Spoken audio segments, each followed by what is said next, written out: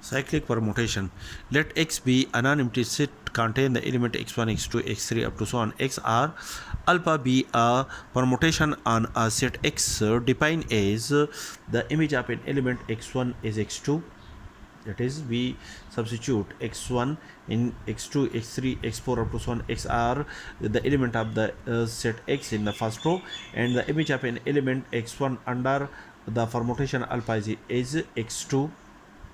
The image of an element x2 under the permutation alpha is x3. The image of an element x3 under alpha is x4, and so on. The image of an element xr under alpha is x1.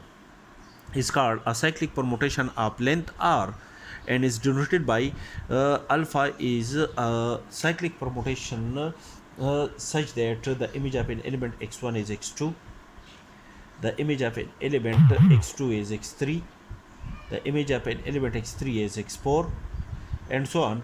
The image of an element xr is x1.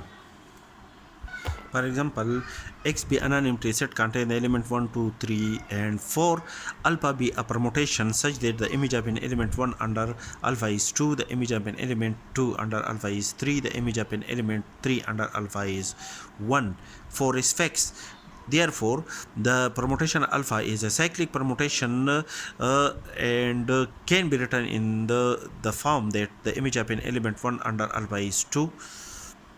This is in element 1 and the image of 1 is 2, and the image of an element 2 under alpha is 3. So we can write it as the image of an element 2 under alpha is 3 and the image of an element 3 under alpha is 1, and 4 is fixed.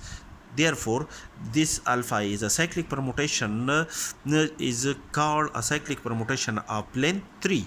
That is, this cyclic permutation change only 3 elements of the set X.